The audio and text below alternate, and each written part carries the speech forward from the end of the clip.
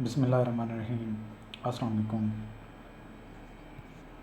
Harvard academy की तरफ से आपको खुशामदीद कहते हैं। हम बीएड का कोर्स कवर कर रहे हैं और सब्जेक्ट है हमारा जनरल मेथड्स ऑफ टीचिंग। और आज हम जो क्वेश्चन कवर करेंगे वो है what are maxims of teaching, या फिर इसका दूसरा आप कह सकते हैं what are principles of teaching. तो इसका जो आंसर है वो हमने कवर करना है, समझना है, इस पर बात करनी है डिटेल से। The term maxim of teaching may be defined as rules for presenting difficult terms and concept to make them easy to comprehend in classroom teaching. कि जो कौन से उसूल हैं जिनको अपनाया जाए तो क्लासरूम में जो भी पढ़ाया जाए उसको ईज़िली जो तुलबा हैं वो आसानी से समझ सकें। तो ये वो उसूल हैं। The brief description of these maxims या फिर principles of teaching has been provided in the following paragraphs. तो हम इनको डिटेल से पढ़ेंगे। तो ये रूल्स हैं to make understandable for students whatever is taught by teacher. ठीक है जी।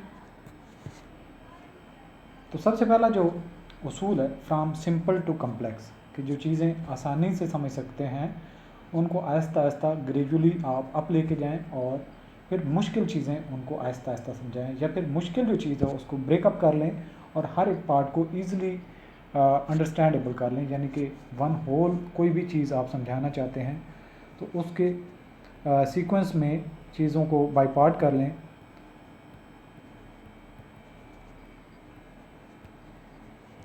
तो फिर उनको जोड़ दें और एज अ होल उनको अंडरस्टैंडेबल करें। Under this maxim simple terms and concept are taught first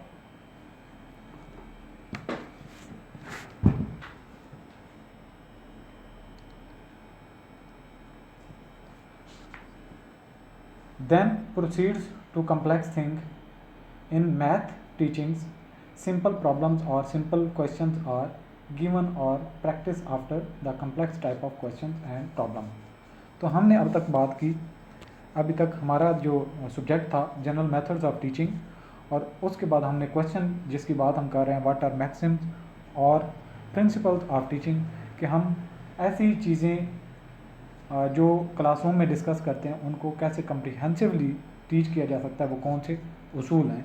और सबसे पहले हमने जो उसूल की बात की वो है फ्रॉम सिंपल टू कम्प्लेक्स, कि सादगी से जो चीज़ें समझाई जा सकती हैं उनको आहिस्ता आहिस्ता बिल्डअप करें और मुश्किल चीज़ों की तरफ ले जाएं। लेट्स सपोज हमारे पास एक होल कोई चीज़ है, कोई बॉडी है, उसके बारे में हम बात करना चाह रहे हैं, तो उसको बाय पार्ट जो उसके हिस्से हैं वो कर लें और हर एक के बारे में उनको इंट्रोडक्शन दें, अंडरस्टैंडिंग दें। जब वो समझ जाएं तो एज अ होल बात करें। तो ये है from simple to complex. From known to unknown, यानी कि जो चीज़ें आपको मालूम है, जिन चीज़ों को देखा जा सकता है, समझा जा सकता है, ईज़िली आपके पास पहले ही से अवेलेबल हैं, उनके ऊपर बात करें। फिर अननोन जो चीज़ें हैं उन चीज़ों को लिंक करें और फिर उनको ईजी हो जाएगा वो चीज़ें अंडरस्टैंड करना। It assumes that student acquire knowledge by linking with actual knowledge. The student can learn better and retain for the long time. The alphabets are taught by linking with objects and things which a child knows, कि यानी कि जो आपके alphabets हैं वो पहले समझाए जाते हैं, फिर अल्फ़ाबेट्स के साथ हम चीज़ें बताते हैं उनको। जब बच्चों को एक कायदा समझाया जाता है शुरू में, तो उनको वो चीज़ें समझाई जाती हैं जो वो देख सकते हैं। और लाइक ए से हम कहते हैं एप्पल, एप्पल उन्होंने पहले ही देखा होता है, पढ़ने से पहले वो खा चुके होते हैं। B for boat, B for whatsoever, ball, गेंद होती है, वो खेल चुके होते हैं। तो वो जो चीज़ें नोन होती हैं उनके साथ लिंक करते हैं अननोन चीज़ों को, यानी कि जो अल्फ़ाबेट्स हैं, जो वर्ड्स हैं अननोन होते हैं, लेकिन हम चीज़ों को लिंक अप करते हैं नोन चीज़ों के साथ।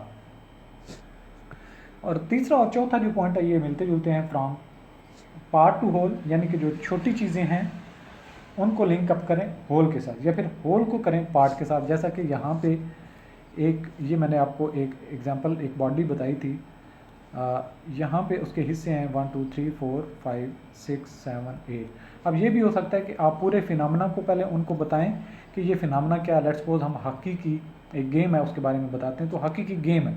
अब फर्दर हम उसके पार्ट बताते हैं कि जी इसके प्रिंसिपल क्या हैं, इसके प्लेयर कितने होते हैं, और इसका कैसे खेला जाता है, और राउंड्स कितने होते हैं, और अंपायर रेफरी का क्या रोल होता है, अगर कोई वायलेशन करेगा तो उनके जो है उनको फ़ाइन कैसे होगा, या उनको पेनल्टी कैसे जो है वो पड़ेगी।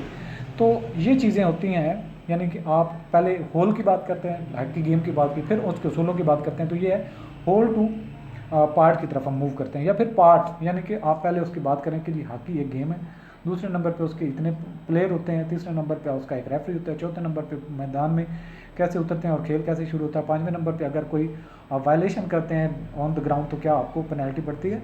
तो इस तरीके से भी आप मूव कर सकते हैं, यानी कि आप बड़े लेवल से लो लेवल की तरफ भी जा सकते हैं, और लो लेवल से बड़े लेवल की तरफ भी जा सकते हैं। तो ये तीसरा और चौथा पार्ट हो जाता है। पाँचवें नंबर पे है फ्रॉम कंक्रीट टू अब्स्ट्रैक्ट, यानी कि जो आपके पास ठोस शवायद हैं, वो चीज़ें जो आपके सामने हैं उन पे बात करें, और बाद में आप बात करें जो अनसीन चीज़ें हैं।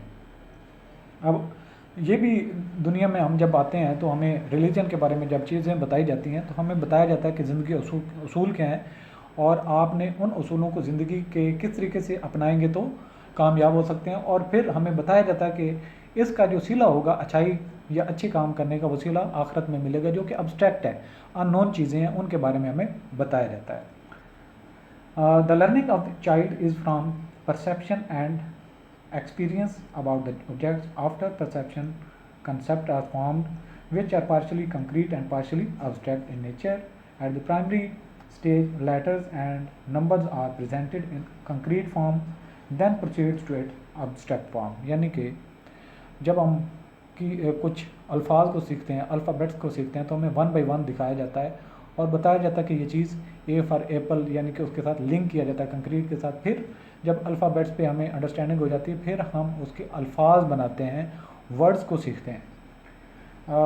छठे नंबर पे जो पॉइंट है वो है from direct to seen, direct और सीन टू इनडायरेक्ट और अनसीन, यानी कि जो चीज़ें नज़र आती हैं वो पहले बात करें और डायरेक्टली बात पहले करें, तो इनडायरेक्ट बाद में जाएं, और जो चीज़ें नज़र नहीं आती उनकी बाद में जाएं। A teacher should take help of things and events which are directly related or in contact. New terms and concepts can be easily taught by related to their experience. सातवें नंबर पे फ्रॉम पार्टिकुलर टू जनरल, यानी कि आप एक ख़ास चीज़ से common move करते हैं, जनरल पहले स्पेसिफिकली बात करते हैं एक स्पेसिफिक सिचुएशन प्रॉब्लम से, फिर जनरली बात करते हैं। First specific example are given, then generalization are made.